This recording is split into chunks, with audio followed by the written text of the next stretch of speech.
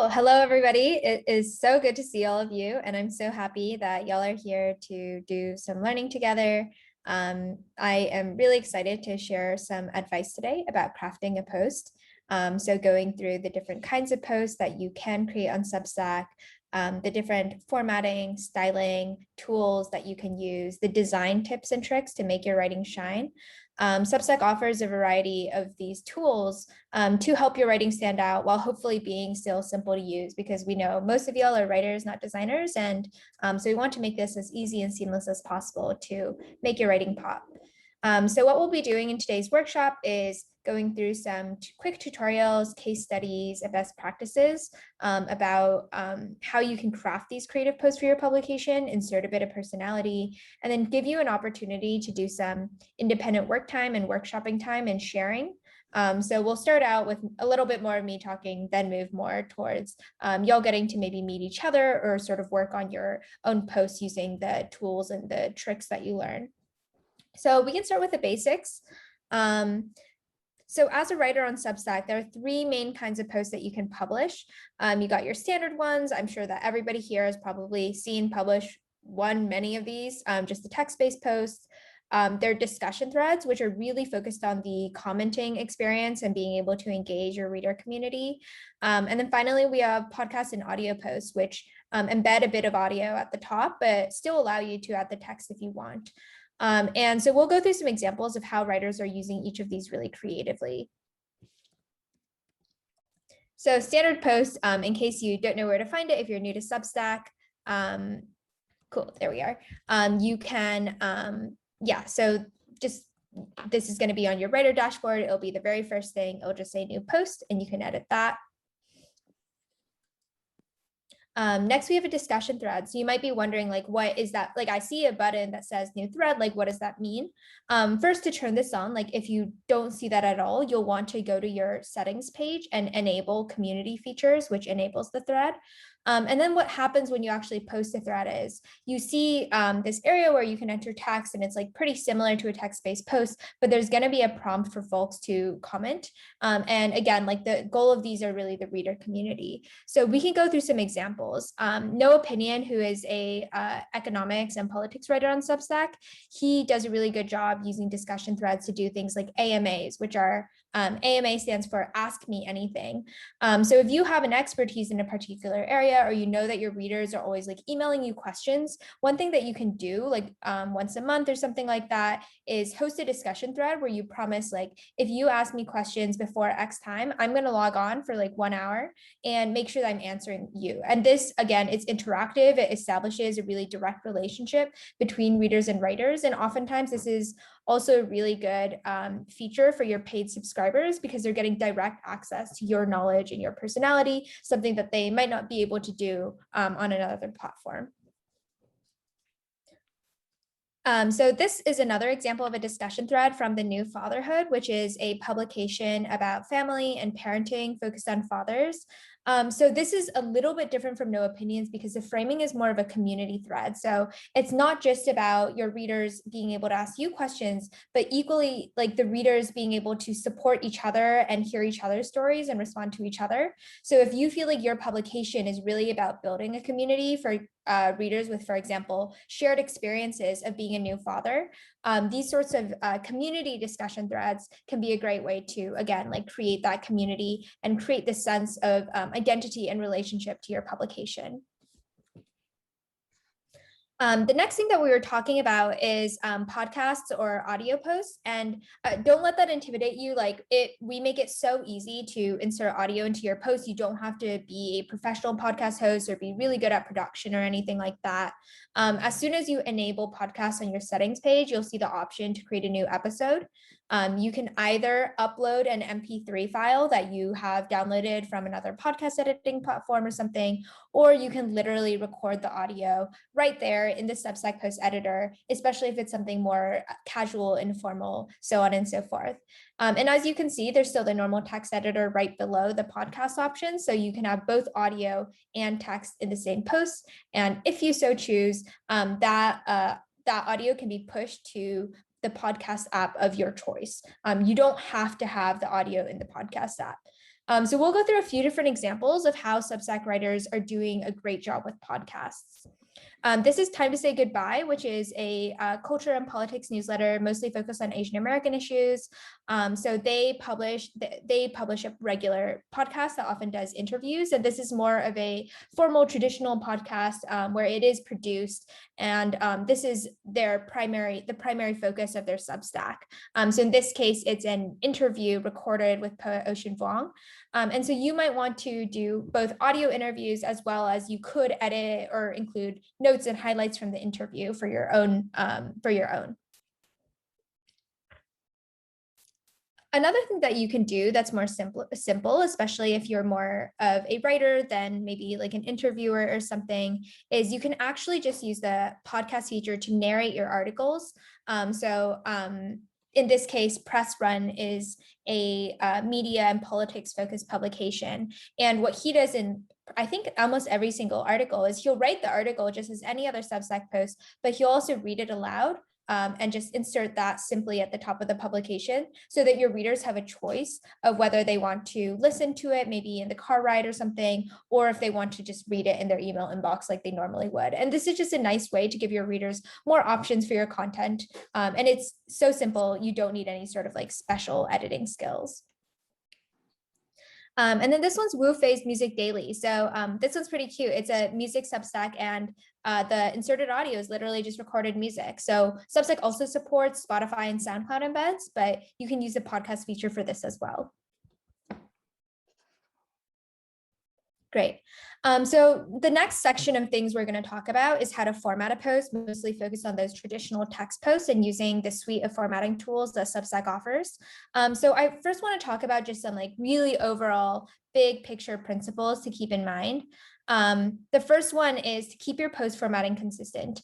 You want to, having a Substack, a sort of weekly or a newsletter or something like that, is really about building this ongoing relationship with your readers where you become a trusted voice or a habit that they go to on a daily, a weekly, a monthly basis. And so keeping your formatting consistent really helps your readers know what to expect. They'll be like, oh, I know that like every single time I get an email from my favorite writer, they always end with 10 recommendations of recipes that they cook that week at the bottom. And so sometimes your readers might just scroll straight there, and it creates a sense of professionalism as well to have a brand with these really consistent formatting. The second thing I would say is to write relatively concisely. Again, most readers are getting this, in their email inbox. They might be on the go. It might be during a busy workday. And so compared to maybe a really long form article, Substack is great for long form as well. But you do want to recognize that, for example, emails have length limits. And after several thousand words, they might cut you off or ask readers to open it in a new tab. And the final thing you can do to make your post really readable, and I think perhaps the most important thing, is to visually break up big blocks of text. So rather than paragraphs and paragraphs, you want to insert things like images and buttons and pull quotes so that it feels easier to read, it's more visually engaging, it's easier to skim as well. The thing that I'd like to think about, the framing or the metaphor, is to consider the user journey of a reader who is finding your newsletter in their email inbox or while they're casually browsing the web. They haven't committed to reading the entire post in its entirety when they first click on your newsletter. They might be like, this looks like kind of interesting, but they're not committing that like 10 minutes up front. So you want to win them in the first like 30, 60 seconds of seeing your post, which means that just by giving a quick skim, when you open that tab, you start scrolling through the post, the reader should get a sense of like, what is the vibe? What is the general topic? And that's what headers and images and all of that are for. It's for really quickly communicating to your readers the kind of thing that they're going to get, because if all they see is these big blocks of text, they might give up. So we'll walk through some of the examples of the formatting tools with a lot of great case studies from Substack writers who are using them really successfully. So images are the very first thing. I'm sure everybody here, or many of you, have used images in your posts already. This one is a cooking newsletter by Alison Roman, and she includes these like really bright, beautiful images from her home kitchen of the recipes. I think it feels authentic because you can tell it's from her home kitchen. They're also just gorgeous and really make you want to cook the food. If you don't feel like you're a great photographer, you can also use websites like Unsplash that provide free stock photos so that you can include photos even if you don't have your own. And we recommend including photos in every single post because it also creates this thumbnail for social media so that when you share your Substack link, it's more eye-catching and it immediately has an image attached to it. The next thing I wanted to talk about was banners. So banners are also images usually. So this is also just like an image that you will create in an editing app or something like that, but that you insert into your post. So a banner usually includes like the title or the section header for your newsletter and some like custom branding. So you might know that your publication, your Substack can have a logo that appears at the top of the page. A banner, usually you want to use the same like color scheme or font or branding, but it can be maybe the title of that particular newsletter, that particular section. And this, I think, just adds some polish and professionalism to your email newsletter. So the next part is email headers and footers. So email headers and footers are basically little snippets of either text or banner images that go right at the beginning or the end of emails that you send to your readers. So they won't appear in the web version of your posts. They only appear in the email version. You can do that in the settings as you're seeing here. But the really important and interesting thing about these email headers and footers is that they give you an opportunity to engage your readers outside of the main body of the post. So some ideas that we see for really effective email headers and footers, you can, in your email to free readers, you might ask them to subscribe, give them a personal message that you just tweak a little bit every time and throw in a subscribe button. Or you might request feedback from your readers in the header or footer, like, hey, like hit reply, tell me if you like this post, or tell me if there's something you want me to write about next, things like that. Or you can just insert some visual branding, like one of the image banners that we mentioned. Really, this is just an opportunity to make sort of like a personal ask or a personal note to your readers in their email inbox. So we really recommend using email headers and footers. So the next section is section headers. So this is just like when you see like heading 1, heading 2, these styles compared to like a web article, or if you're writing for a magazine or writing a book, email newsletters, you really want to use a lot of section headers. I think they are so helpful for, again, making your content clear so that when somebody skims your newsletter the first time, they really quickly get a sense of what it's going to be about, and that they know whether they want to read it or not. So we highly recommend using these section headers to break up blocks of text, also bullets, as you see over here, just making your newsletter as readable as possible. So Essaying, which is a newsletter by Tressie McMillan Cottom, she's a writer and she often publishes these longer pieces in addition to her shorter weekly stuff. And these longer pieces, you often want to make them a bit more showy or a bit more professional. So she uses these pull quotes that look really great. So the pull quote is where you take a little sentence, sorry about the noise, or a snippet from your overall essay that you really want to highlight. And you can like copy paste it between a couple of paragraphs, use header formatting for that quote. So instead of using like the ordinary one, you might use like header 2 or something like that. And then use dividers around it. And again, like this means that if somebody's skimming the article, they can catch that and be like, wow, what a beautiful sentence, gives people an impression of what's it about. It also just makes it look much more professional and like the kind of thing that you would see in like an online magazine.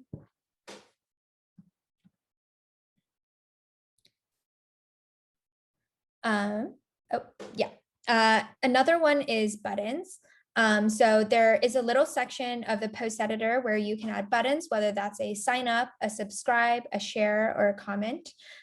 We think every single post you have, you should have like 1 or 2 buttons in there. A button is a call to action. It's something that reminds your readers that this is interactive. It's not just like a piece of text on the internet, but somebody made it and you can continue to engage with the writer by signing up for their newsletter or by leaving a comment or by sharing, the more buttons you include, but without getting obnoxious, the more engagement that you are going to get from your readers, the more new signups you're going to get. So especially say like after you like release a report that you've worked really hard on, you 100% want to include those subscribe buttons at the bottom so that as soon as people finish reading something great, they have an immediate next step to subscribe to your newsletter.